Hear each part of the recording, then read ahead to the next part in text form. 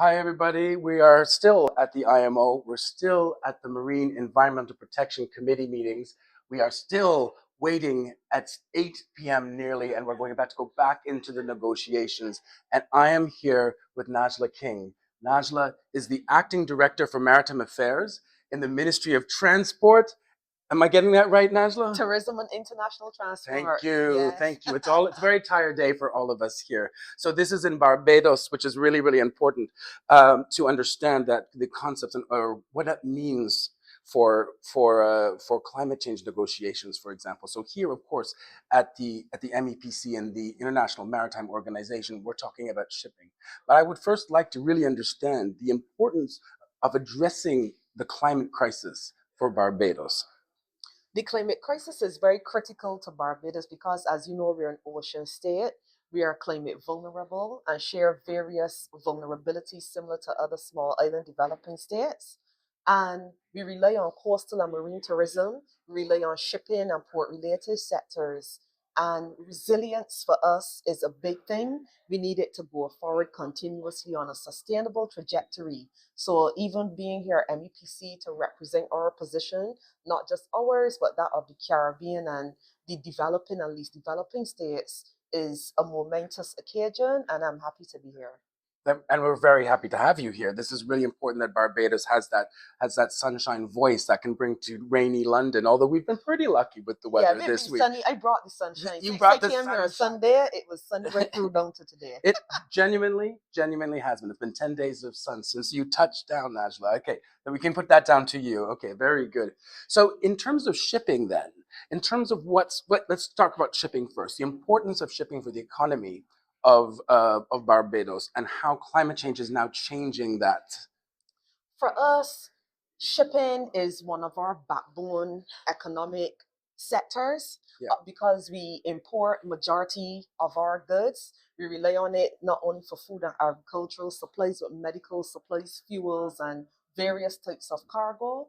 And even in terms of education and research to develop other sectors, research vessels support us in these ventures. And then as Barbados looks to develop its offshore sectors, shipping again comes in to support us in venturing far out to sea to explore other marine living and non-living natural resources. So for us, shipping is critical not just for the conventional shipping and trade activities, but also facilitating us in exploring and building out other ocean-related sectors. In fact, it's you're an island state. Yes. It's everything. It actually connects all of your different industries all together. It cannot be separated. Really, it's so important. And it's very integrated and entrenched. And as I say, it doesn't operate in silos because we are a port state also.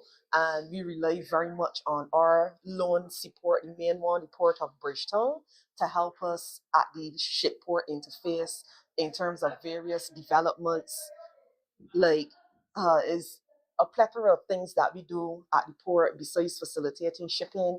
The port does various corporate social responsibility ventures that would support the same climate transformation and climate resilience in the way they're seeking now to become more energy efficient and in future to provide these energy support to ships who now have to transition to a green economy.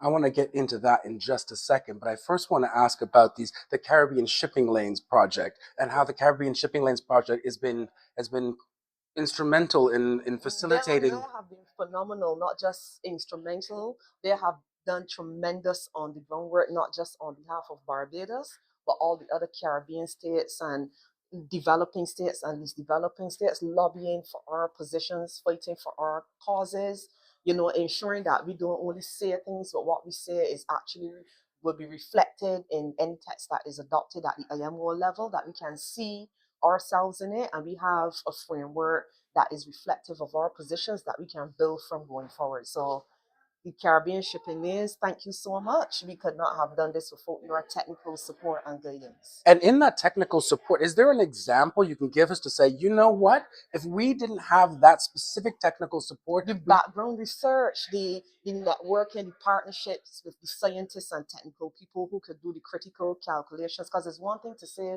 we need to be sustainable, but the methodology to get there is very scientific, very mathematical, knowing how to calculate the emissions, how to quantify quantify them and ensuring that we are not disadvantaging ourselves by just guesstimating, but we have actual secure figures and a solid basis that we can proceed from. And the Caribbean shipping lanes has been very instrumental in that technical regard, also in terms of reducing very, very technical information into simplified language.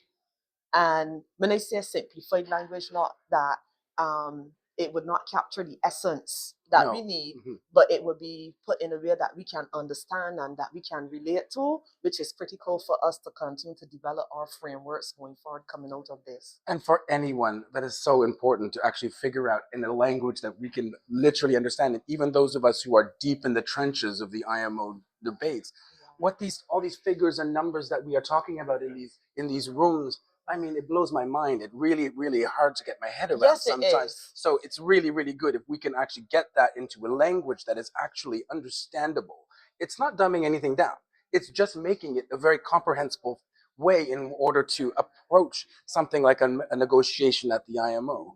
And on that note, my last question for you is really one of my favorite questions. And that's because I really think that it's really key to talk about a just and equitable transition. And we already talked a bit about resilience and the movement to green renewables, green technologies in the shipping sector. Here at the MEPC, it's supposed to be at the heart of this greenhouse gas strategy that moves us all as a global community forward, but that is leaving no one left behind. And I'm putting that in quotation marks because I'm kind of sick of this phraseology, frankly. But I'm not sick of a phraseology, just an equitable transition. But what does that mean for the Caribbean? For the Caribbean, it means having the financial, technical, regulatory, and other forms of support to help us move from conventional oils to fuel ships to move to sustainable alternative fuel, that would not only power our way into this green economy, but that realistically we could sustain it. We have partnerships with the shipping lines who call to our shores, so we have to ensure that we also implement this in a way that would be equitable on their side as well as ours. It means we need new port infrastructure and new technological capabilities, and these things call for financing. And for us, it's not just transitioning and leaving us there post the transition period. We need to sustain all this new infrastructure, ensure we have a continuous supply of technical personnel at shore and at sea that can operate these new green ships, and then in the shore-based setting like in ports that can really accommodate all of these different advancements so that we have a marriage between what is going on at sea and then when the ship come into port for seamless transition purposes. So if you're talking about capacity development now, training, the extra equipment that you would need, testing equipment to make sure that the fuels are compliant, and all of those things that we need to factor in is critical, not just to transition, but we also need to think about post-transition. How do we sustain this? I mean, I think something that's really key to what you talked about there is you talked about the seafarers, you talked about the port workers. I think that really goes to the heart of what a just and equitable transition actually did. We've been talking about since the 60s, right? And that is the rights of workers actually in that space. So it's all good and well for us to talk about transitioning to green technologies, but what we really also need to think about is the people that it affects that are working to get the goods to market, to get the goods to us, frankly. Correct, because seafarers operate ships. So if you're changing the whole structure and arrangements and everything on board the ship, they need to know all of these different developments and how to function now in this new green age, so to speak. So their training and upskilling would be very critical to ensure that they remain competent and operate the ships in a safe manner, which is an overarching requirement under the IMO Maritime Safety Regime. Well, let's hope. We have to go back into this room, Najla, right now, right? Everybody, it starts again. It's 8 p.m. and the negotiations are about to start back off.